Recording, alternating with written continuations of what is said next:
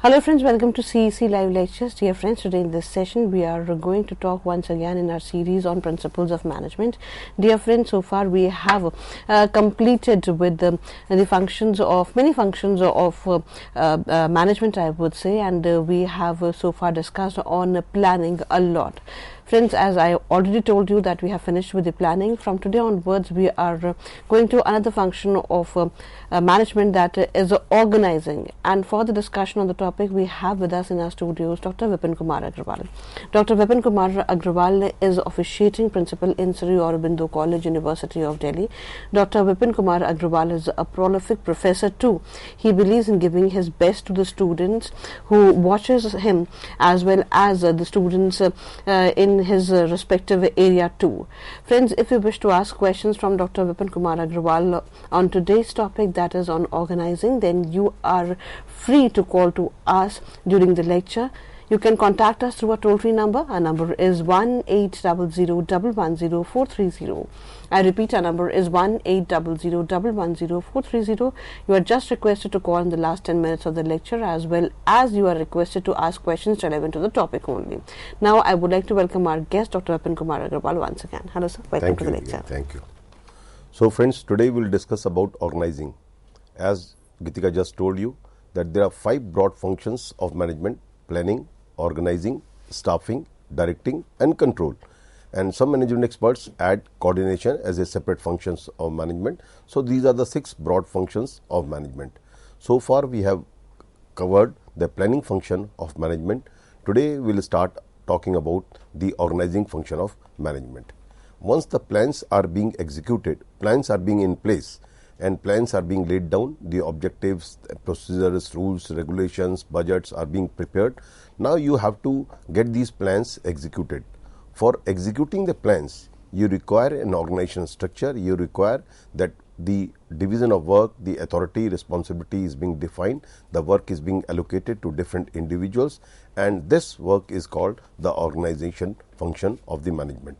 Organization is the process of arranging and allocating works, authority and resources among the organization's members so that they can achieve an organization's goals. Means whatever the goals that has been determined at the planning stage, now for getting these goals executed, getting these goals achieved, you have to allocate the duties and responsibilities to the different individuals, and you have to allocate resources, authority and responsibility to the individuals so that they can execute the work.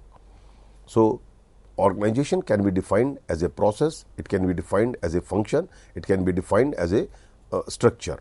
So, first I will talk of organization as a process. I will just briefly tell you the definition part of this: organization as a process, as a structure, as a function. Organization as a process refers to identification and grouping of activities to be done, assigning duties to the people, creating authority, responsibility relationship and coordinating activities among the members, and it normally determines, arranges group and its members. What it means is that there are a series of activities that you have to do at organizing stage. Means you have to divide the work. The whole work that has to be performed is divided in small parts. We call it division of work. That the total work that is to be done is divided in different parts. We make division of work, and then each work has to be performed by some individual or group of people. So this job is being assigned to individuals. Their authority and responsibility is being defined, is being explained to them, and the work is being executed. So this is called organization as a process. As a process means the series of activities that is to be performed in organizing. So organization as a process. Similarly, we also explain organization as a function. As a function, organization starts with planning and involves collection of resources such as manpower, money, material, machine, methods, etc. that are needed to put the action on track. Means it is a function in which all the necessary resources are being collected so that the work can be executed. So here we have shown organization as a function. Similarly, organization can also be explained as a structure. As a structure refers to hierarchical arrangement of a position of the members and the department of an organization. As you can see in the right side of this slide, that we have created an organization structure here, different individuals, and the hierarchy is being created. It is called organization as a structure. It shows authority and responsibility relationship among the members. It identifies about who is to command and who is to obey. It is the mechanism to direct, coordinate activities.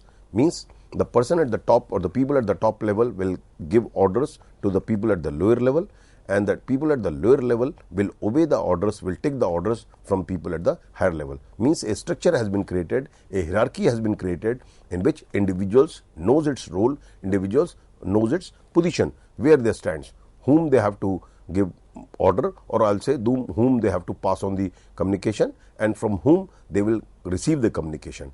So this is called organization as a structure. So now we will discuss in detail about these organization as a process, structure, and as a function.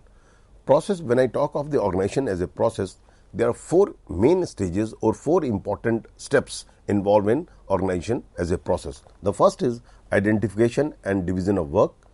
Second, departmentalization. Third is assignment of duties and authority. And the fourth important aspect is establishing reporting relationship. We will explain each of these. So identification of division of work means at the first stage of organization process, the manager need to identify and determines those activities that are to be performed for achieving activities. Means what are the all activities that are to be performed in the organization, that has to be identified. For example, here a manufacturing firm add value through its chain of activities. Organization is about creating this value chain and giving it. And let me explain this diagram. First is inbound logistics. Inbound logistics means the activities which are related to the purchase of raw material, procurement of machinery and other things. That is called inbound logistics.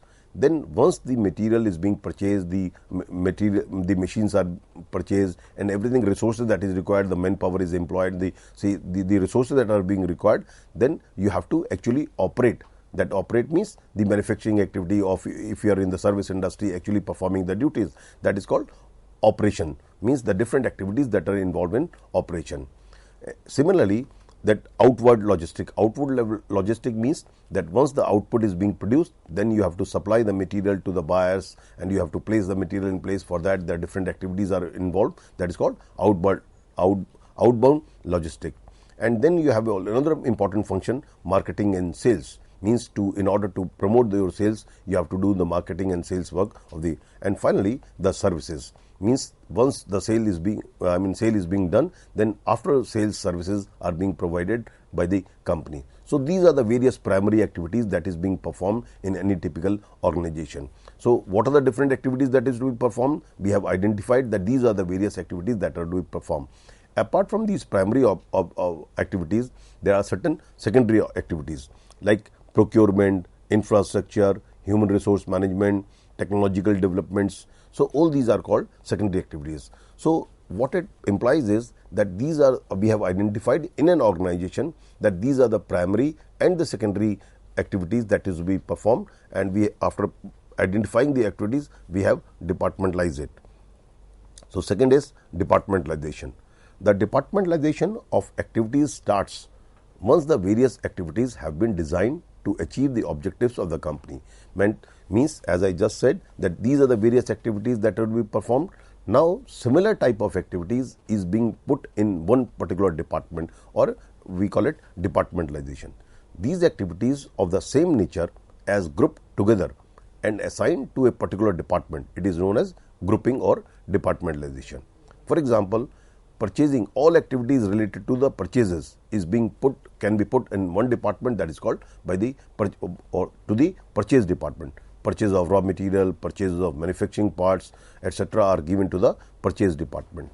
So there are various ways in which we can departmentalize the activities. It may be on the basis of functions, it may be on the basis of customers, it may be on the basis of the process. We have in these diagrams, these 3 diagrams, we have identified on the basis of function, customer and process. First, let's talk of the departmentalization on the basis of function. Here we have identified the various functions that are being performed in typical manufacturing organization, which is called production department, finance department, marketing department and human resource department. Means all activities related to the production is being put under one department, that is called production department. All activities, whether it is preparing of cash budget, whether it is related to the preparation of accounts, whether any activity that is related to the finance is being put under one department, that is called finance department. Similarly, all activities related to the sales, advertising, promotion is being put in marketing department. All activities related to the appointment of people, recruitment, selection is being put, payment of wages, preparation of wage rolls, and all this is being put in one department, which is known as human resource department. So this is one way of departmentalization, the activities in which on the basis of function we are departmentalizing. All similar types of functions are being put in one department. If it is related to the purchase department. If it is related to the sales, it is related to the marketing department. If it is related to the finance, it is under finance department. If it is related to the recruitment, selection, preparation of role, and preparation of wage roles, the promotion and all these activities under the human resource department. There can be other also, like if all activities related to the research and development in an organization can be put under one department, that is called R&D department, research and development. So the list is not exhaustive. These are the broad functional basis of departmentalizing the activities. Similarly, the division of departmentalization can also be made on the basis of customers, like foreign customers, local customers, wholesale customers, retail customers, and this is the basis. Here we have shown it, departmentalization to handle foreign customers, departments to handle domestic customers, departments to handle wholesale customers and retail customers, because requirement of these customers are different. Requirement of foreign customers is different than that of the requirement of the domestic customers. So department means there is a separate department which deals with the all foreign customers, because there you have the different type of activities which is different from the local customers. That's why the organization has divided activities on the basis of the customers. Like wholesale customers who buy in bulk, more discount is being given to them, and their requirement is different. For retail customers, their requirement is different. So you have divided the department on the basis of customers. Similarly, the department can also be divided on the basis of the process. Process means different activities, different functions that takes place in the organization. Like for a typical textile firm, it can be spinning department, weaving department, dyeing department, printing department. So this is broadly in a typical textile, the different processes involved, different process involved in the production process that is being divided in different departments in a textile mill. So this is on the basis of process. Process means different activities that takes place in an organization in a textile mill, or is an example here which we have shown here. So the other important area is departmentalization.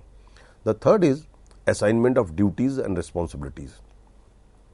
After putting various activities into several groups, that is we call it departmentalization, these are to be assigned to the employees, ensuring that the department has required competence and resources for performing that group of activities. Once you have departmentalized, now these departments are to be handled by some competent people. So we assign duties and responsibility to the different individuals who will look after that department, or who will look after the objective of that department. So the responsibilities are being given, the authority is being given. Let's talk of responsibility. The responsibility is the obligation of a subordinate to perform the assigned duties. When a subordinate accepts duties, he has to perform those duties in the manner desired by. Means every individual has to perform the responsibility that is being given to him, the duty that is being given to an individual. That individual knows what his role in the organization is, what are all expectations from him, and the responsibility is well defined, so the role clarity is there to the individual. Whenever you assign responsibility, you must give authority. One of the basic principle of the organizing is that whenever the responsibility is being given, the authority must be given. We call it authority and responsibility coexist. Whenever a person is given certain duties to perform, he must be given necessary authority also. Otherwise, he will not be able to do the work properly.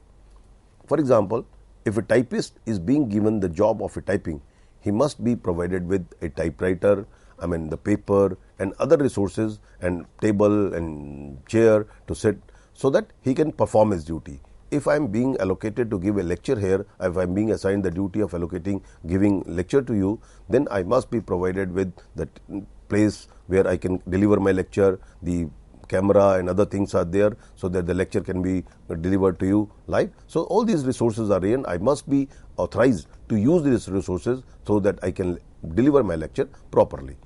Authority includes the right to take decisions, right to issue orders, and the right to take action if orders are not carried out.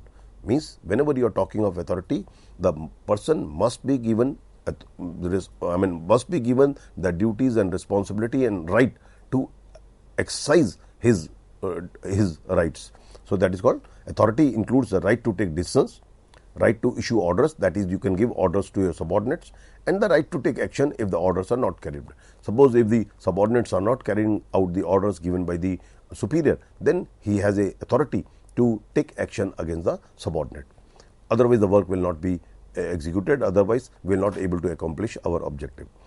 An engineer responsible for the construction of a bridge has the authority to command his subordinates, procure the needed material, seeks assistance of architects and other experts in the completion of project. This is another example of authority. No person should be given an authority unless certain duties have been assigned to him. Authority should always follow responsibility. That is, whenever the authority is being given, responsibilities should also be given. We have already explained about the responsibility. So here we are talking of establishing reporting relationship accountability. Means the person who has been given the authority, they must be having accountability also, as we also call it indirectly responsibility. After assigning duties and granting authority, one more relationship becomes necessary. This is the relationship of accountability. Accountability means answerability. I am answerable to people. I am answerable to my boss, to my organization. That is, each person has to report to his superior how the work has been done and how authority has been used. Accountability is always upward. Means each subordinate is accountable to his boss, to the person who is next in the hierarchy. Each subordinate is accountable to his superior, who in turn is accountable to his own superior. Means the hierarchy is being followed strictly. In this way, every person becomes accountable to the top management. Top management means ultimately the shareholders. Accountability ensures that the work is done as planned and authority is properly used. An important principle of accountability is the principle of single accountability. That is, single accountability means that each individual should be accountable to one boss. A person should be accountable to one superior only. If a person is accountable to two or more persons, he may avoid the work, or he may in difficulty to decide whom to obey first. That is, we call it that each individual should be accountable to one boss, so the multiple bossism system should be avoided as far as possible in the organization. So responsibility, authority, accountability. The synchronization between responsibility, authority and accountability is important for the success of organization process. Otherwise, it may lead to chaos as depicted in this diagram. If you see this diagram, if there is a lack of proper synchronization, each one will say that I am the boss, then the work will not be achieved, the objective will not be achieved. So there must be a proper synchronization between of authority, responsibility and accountability. Now, after discussing about what the organizing means, that organization as a process, organization as a structure, organization as a function, now discuss briefly. I am not discussing all the principles of organizing, but important principles of organizing. While you organize, what are the principles which you must take into account, you must follow while organizing the things in your organization? First is called principle of unity of objectives. Unity of objective means there should be one clear objective in the organization. When I am saying means the unified objective should be there for all the people who are working in the organization. It doesn't mean there cannot be different sub objectives in the organization, but these sub objectives must synchronize with the main objective of the organization. The principle of unity of objectives implies that every part of the organization and the organization as a whole should be geared to the basic objective of the enterprises. In other words, the main objective of the enterprise. Means the main objective should be very clear and the sub objective should also be in order to achieve the main objective. So, this is unity of objective, which is a basic principle of while organizing. The other important is span of control. The number of subordinates positions in an organization chart, means in an organization hierarchy, how many subordinates each person is commanding, directly reporting to superior position, that is the boss, should be that number which is considered as optimum. Means span of control means the number of subordinates controlled by an individual, that refers to span of control. It is obvious that a single executive cannot supervise effectively too many subordinates, and on the other hand, if the number of subordinates is too small, the executive will be idle and his services will be underutilized. A study shows that optimum span of control ranges up to 5 people. There is no rule as such, but the different studies have shown that if a person manages 5 or 6 people, that is the optimum span of control. We will discuss span of control in detail later on in this discussion. So, here I have just explained the meaning of span of control. The other important principle of management is called scalar chain. Scalar chain means while communicating, the each part, or I will say each part of the chain must be taken into account. Here in this diagram, what you are seeing is A, B, C, D, E, and then we have Z, Y, X, W, V. So, here what you are seeing is that if A is accountable to B, B is accountable to C, C is accountable to D, and D is accountable to E. That is, in this process, no change should be. If A has to communicate with C, A should communicate with B. Means if a order has to be passed to C by A, it should route it through B. That is called scalar chain. Chain should be followed while communicating. Scalar chain is the chain of superiors. It refers to the line of command or the line of authority from the highest rank to the lowest rank in the organization, established for the purpose of communicating both the directions. It establishes the channels through which communication should be passed and also states the superior subordinate relationship in the organization. This line of command should be clear, unbroken, as short as possible. The idea of scalar chain is that if suppose A starts giving order directly to C, B will not know what orders have been passed, what instructions has been passed to C. Then how, since B is immediate superior of the C, so how the B is accountable, B is subordinate to C. So how the C will know that what orders has been placed to B? For this, a proper chain should be followed. Means the idea is no part of the chain should be bypassed. And in emergency, here in the dotted line we have shown A is communicating to Z directly.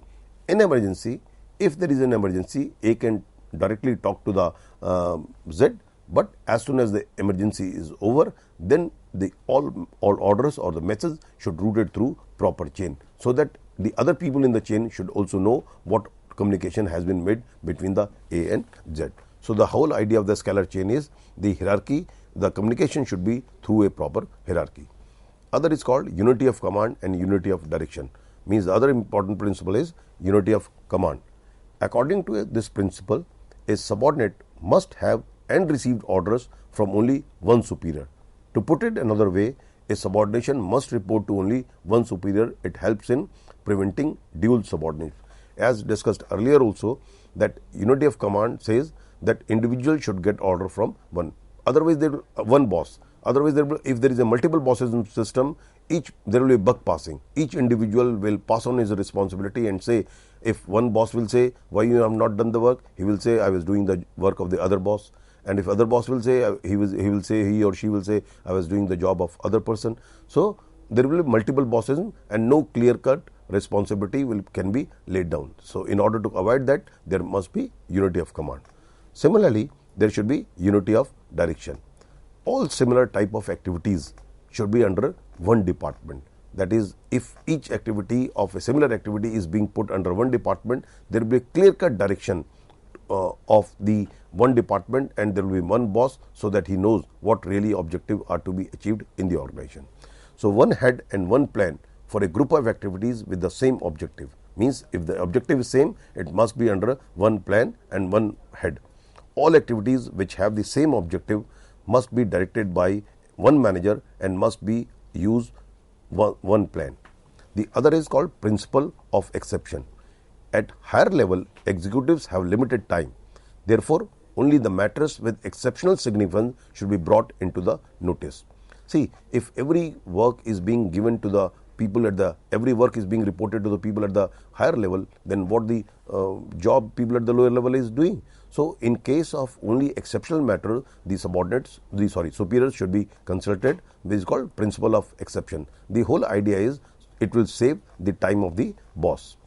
Decision within the authority of individual manager should be made by him and not be referred upward in the hierarchy. So, this is about the important principles of management. We will continue with this. So far, we have discussed what organization means, organization as a process, as a structure, as a function, and then we have discussed the different principles of organization. We will discuss in the another lecture about the span of management, formal, informal organization, etc. Thank you.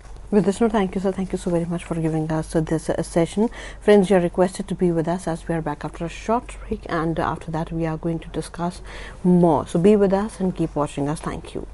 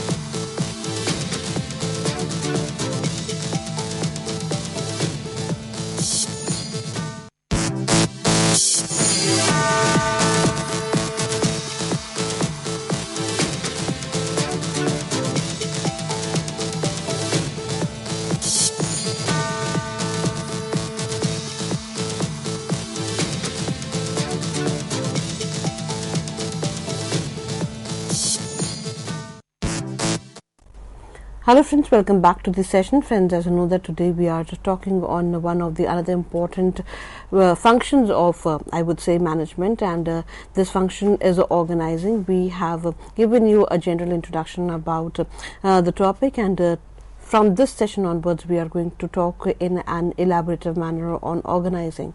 Friends, for the discussion of the topic, we have with us in our studios Dr. Vipin Kumar Agrawal. Dr. Vipin Kumar Agrawal is officiating principal in Sri Aurobindo College, University of Delhi, a prolific professor who always believes in giving his best. So, friends, we believe that you might have lots of questions while listening to our previous session, and you would be discovering more questions, and you would be thinking how to get answers to your questions. So, friends, to get the answers, you just need to dial us through our toll-free number. Our number is 1-800-110-430. I repeat, our number is 1-800-110-430. You are just requested to call in the last 10 minutes of the lecture only, and Dr. Vipin Kumar Agrawal is already ready to give answers to your questions. So now I would like to welcome our guest, Dr. Vipin Kumar Agrawal, once again. Hello, sir. Welcome back to the session. So friends, in today's lecture, we will discuss about span of management in little bit detail, and then we will discuss about the formal and informal organization. Let's start talking of the span of management.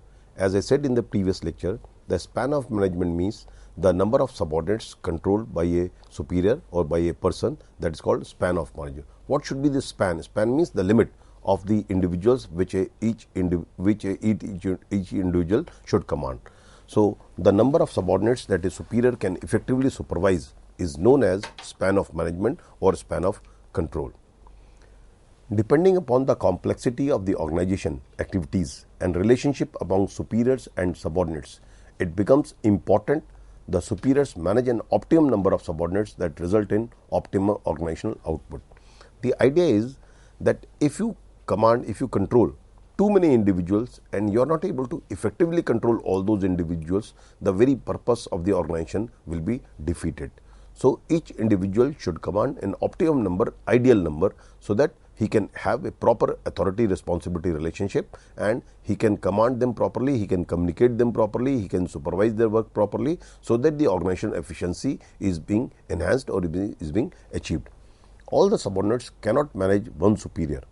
There has to be a limit on the number of subordinates who can be effectively managed by one superior. In the 19th and the middle of the 20th century, management writers determined 5 or 6 as the optimum number that a manager could effectively manage at upper level. Lack of optimality leads to superior being overburdened with work, facing difficulty in coordinating the activities of the large number of people and difficulty in controlling. Means if you are controlling too many individuals which you are not able to handle, then you will be overburdened and then you will not able to do your justice with your job. So, the idea is that there should be a proper span of management. What is proper span of management? It depends on various factors we will discuss all those things. So, broadly speaking, there are two variants of span of management. One is called tall structure, other is called flat structure.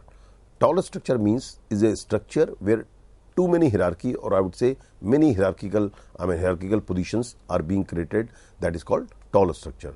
Flat structure means where the number of hierarchy is less and it is being tries to be minimized, that is called flat structure. As you are seeing in this on the left hand side, in the tall structure the span of control will be narrow because there are many hierarchical positions that is being created, and in the similar size of organization with having similar number of people, if there is a flat structure being followed, it means less hierarchical levels are being created. When less hierarchical levels are being created, obviously the span of control will be wide.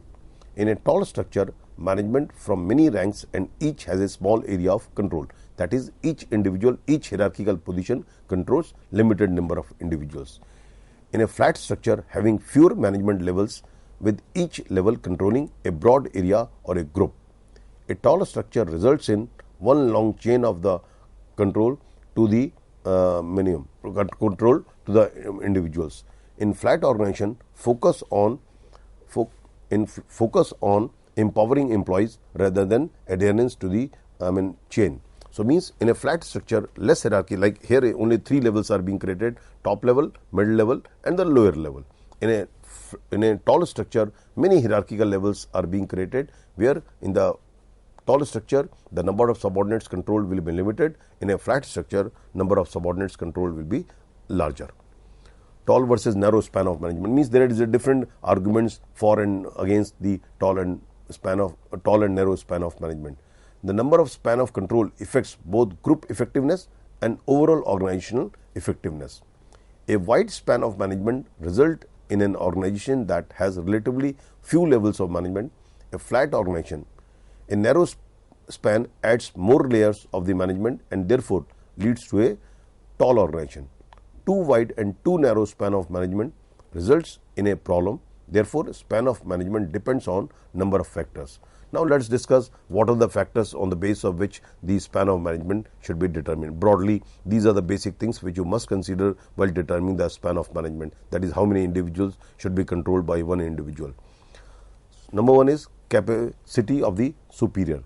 Superior with good communication skills, decision-making ability, controlling power, leadership skills can manage more subordinates as compared to an individual who lack these abilities. Means how capable in a person is. His capability, his skills, leadership skills, controlling skills, decision-making skills, communicating skills will determine how many individuals a person can control. So, the individual, it depends on what is the ideal span of control. It depends on the capability of the individual. Individual here means we are presuming that the person is a boss, and how many subordinates he can control, it depends on his ability. Similarly, capability of the subordinates. Not only it depends on the capability of the boss, but it also depends on the capability of the subordinates. If subordinates are capable, they are self-motivated people, they know their job properly, obviously the boss can control more number of individuals. But for each and small thing, if subordinates are to be guided, they have to be explained, then the number of subordinates which a boss can control or which a person can control will be limited. If the subordinates is trained and efficient in discharging their duties and their functions without much help from the superior, the organization can have wide span. So, whether the wide span or there should be narrow span, the number of subordinates should be controlled less or more, depend on the capability of the superior as well as the capability of the subordinates. It also depends on nature of work. When we talk of nature of work, like there are certain work which are routine work. If the work is of routine nature, then obviously the span of control can be wide. A person can control more number of subordinates. If the nature of work is that each work is of separate nature, each work is of different type, then the number of subordinates controlled will be limited, will be narrow. Suppose in a manufacturing organization, if you are manufacturing pen, it's a routine type of work. Factory at the shop floor level, there is a routine activities that are being performed. So obviously, a supervisor can control more number of individual. But if the things are tailor made, product is to be produced according to the each individual requirement of the customer. So each customer has its own requirement. In that case, if a tailor made things are to be produced, the superior, the boss has to explain the requirement of the each and every buyer separately. In that case, the narrow span of control will be narrow. So the nature work will also determine what is the ideal size of span of control. If the subordinates are required to do a routine job with which they are well versed, then the manager can have a wider span. But if the work is complex and the manager is required to give directions, then the span of control has to be narrow. Degree of decentralization. If the manager delegates authority to the subordinates, then he is required to give less attention to them. Thus, higher the degree of decentralization, the wider the span of control. Means, what is the ideal span of control? It will also depend on the level of decentralization that has been made in the organization. What is decentralization? Basically here means the decision making power. If the decision making power has been dispersed widely in the organization, then in that case each individual knows his duties and responsibilities. So obviously the span of control can be broad, can be wide span of control individuals. But if there is a centralization in the organization, if the organization, the decision making is concentrated in few hands, that is we call it centralized organization, then in that case the span of control will be narrow. So whether the span of control will narrow or wide depends on the degree of decentralization. If the decentralization is there, the span of control will be wide. If the centralization is there or decentralization is limited, then in that case the span of control will be narrow. Degree of planning. Higher the degree of plans, particularly standing plans, clearly providing rules, procedures, methods, etc. in doing the work, higher would be the degree of span of control. So if plans are well laid down, rules, regulation, procedures, budgets, all these strategies are well laid down, well determined, then in that case the span of control can be broad, can be wider. If the plans are not being well planned, or the plans are not being properly, procedures, rules, regulations are not properly laid down, then in that case the degree of span of control will be narrow. So after talking of span of control means that how many subordinates each individual will control, we have discussed what is span of control and what are the factors affecting span of control. Another important area of organization is called formal and informal organization. Now let's discuss about the formal and informal organization. See, what is, let me as a layman discuss what is first formal and informal organization, and then we will discuss formally about the formal and informal organization. Formal organization means an organization structure that is being created by the management, that is well laid down, that is being intentionally created, and here a hierarchy is being created, authority, responsibility is being well defined, the who is accountable to whom, who has to extract orders from whom is well defined, and that is being created so that the organizational objectives can be achieved. This is called formal organization. But in every formal organization has to be there, is being there in every organization, wherever there is a common objective which is to be achieved. But in every formal organization, there is informal organization that emerges automatically. Means when people are working in an organization, out of sheer love, affection, some commonality, it may be of religion, it may be of caste, it may be of nationality, it may be of common liking, it may be common dislikings, it may be of anything. Out of that, some informal groups emerges, some informal structure is being created in the organization, and this structure or these groups have important influence in the functioning of the organization. So let's understand this formal and informal organization structure. First, we will talk of the formal organizations. The formal organization refers to the structure of jobs and positions which clearly define functions and relationship as prescribed by the top management. This type of organization is bound by rules, systems and procedures. As has been said here, that this is being created by the management, where the rules, systems and procedures are being laid down by the management. Everybody is assigned a certain responsibility for the performance of given task and given the required amount of authority for carrying it out. Means each individual is being given responsibility and authority by the management. It is called formal organization. Chester Bernard defines formal organization as a system of consciously coordinated activities or forces of two or more persons. It refers to the structure of well-defined jobs, each bearing a definite measure of authority, responsibility and accountability. Means the structure that is being created by organization, management, and where the authority, responsibility, duties, responsibility all are well defined, being given. So what are the characteristics of formal organization? Formal organization structure is laid down by the management to achieve organization goals. The organization structure is consciously designed to enable the people of the organization to work together for accomplishing the common objective of the organization. Means they are consciously designed to achieve the organization goals. Organizational structure is based on division of labor and specialization to achieve efficiency of operation. Means how the structure is being created? Structure is being created on the basis of division of each individual is performing a small part of the job in which he or she is specialized. This structure concentrates on the job to be performed and not the individuals who are to perform the job. Means the focus is on the job, not on the individual. This is very important aspect, that in the formal organization the focus is on the job, the objective to be achieved. So the structure is being created on the basis of the job, how efficiently the job can be achieved. That is the focal point of creating the formal organizational structure. A formal organization is bound by rules, regulations and procedures. Each organization has its rules, regulation, and the people who are the part of the formal organization are bound by these rules, regulations and procedures. A formal organization, the position, authority, responsibility and accountability of each levels are clearly defined. Means at each level, what is the role of that individual? When I am saying each level, means each hierarchical level.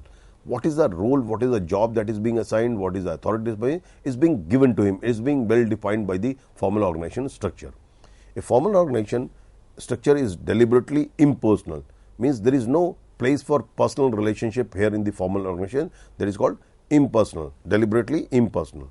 The organization does not take into consideration the sentiments of the organizational members. So it is not the sentiments on the basis, if I like an individual, on the basis of that the structure will be created. Whether I like or not, I do not like. If I am accountable to X, so obviously he is my boss, I have to so I have to follow his instructions and I have to give, I am responsible to that individual. So that is not on the basis of personal consideration, that is on the basis of structural considerations. So this is about formal organization. What it means is that formal organization is being intentionally created in organization on the basis of rules, regulation, procedures, authority, responsibility, and no personal relationship is there, is on the basis of impersonal criteria. As I said earlier, in every organization, whenever there is a formal organization, informal organizations automatically emerges. So what this informal organization means, let's discuss it. Informal organization refers to relationship between people in the organization based on personal attitude. This is important. Based on personal attitudes, emotions, prejudices, likes and dislikes. Means they are not created, they emerges on the basis of your personal likings, dislikings and anything. Suppose you are working in a formal organization, and in the formal organization, suppose some Indians are working in an American company. The moment in that company, the people will come to know, the Indians will come to know that you are from India, automatically a type of relationship develops among those individuals, and this is nothing but informal, is example of informal structure. Sometime you have common likings and dislikings. Say for an example, in an organization, the football matches are going on, the FIFA World Cup is going on these days. So if all those employees who have great interest in football, they have a liking for football, and in the lunch time they will discuss about the football. They will discuss about the matches, the weakness and the strongness of each of the team in the World Cup, and they will discuss a lot. They will have a strong likings about the football, and they will discuss that immediately after the office hours. They will discuss about the matches. They will discuss about the football, and the type of people who have likings about the football, they will create a group. A group will emerge, rather, I would say, and this is called informal organization. This is an example of informal. And these group members will have a great understanding with each other. So on the basis of common likings. Similarly, it can be on the basis of dislikings. If you have a common enemy, for settling score with that individual, you develop a relationship. Although the 2 or 3 individuals may not be they are not in the best of the relationship, but for settling the score with an individual, they would develop a relationship, and that is called nothing but informal organization that is there in the organization.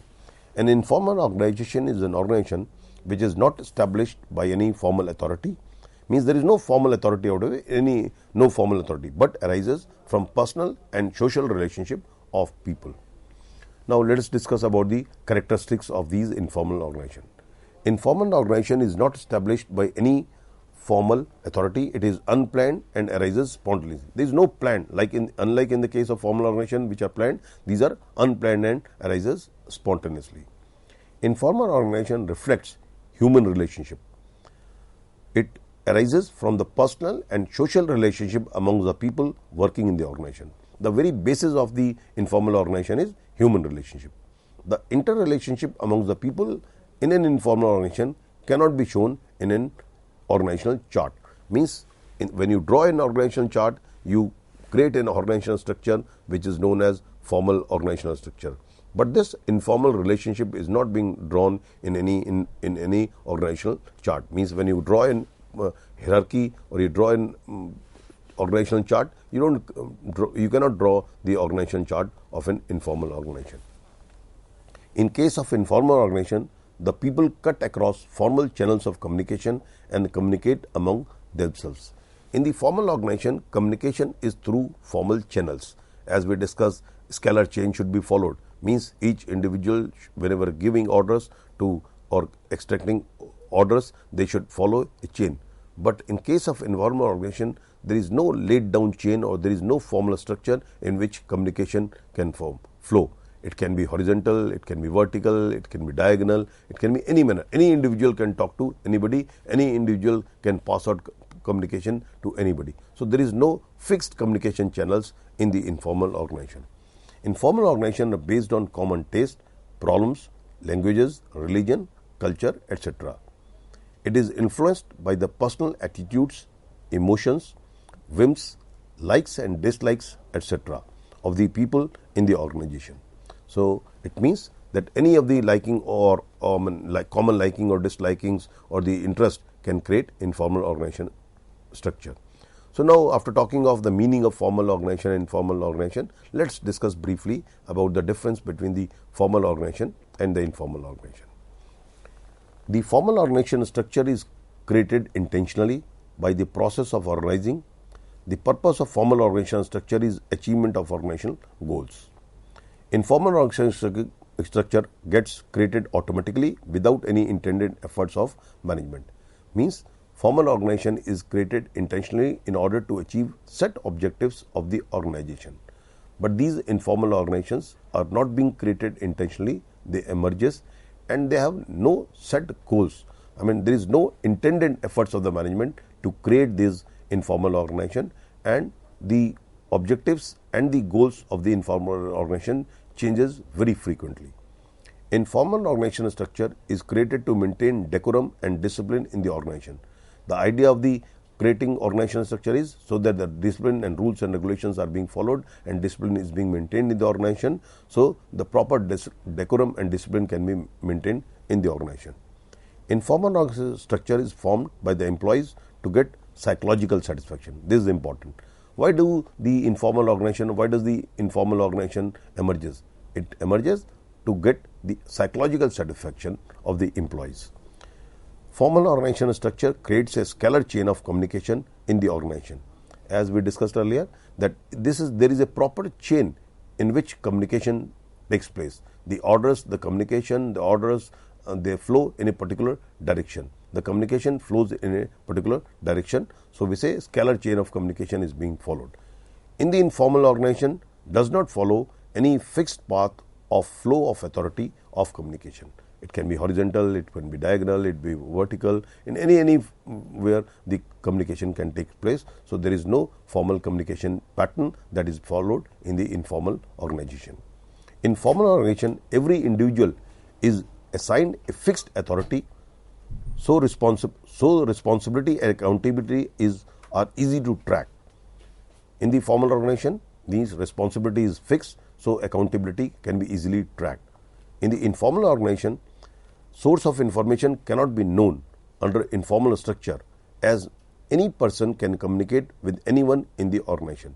So, there is no clear-cut responsibility authority relationship in the informal organization. So, this is basically the difference between formal and informal organization.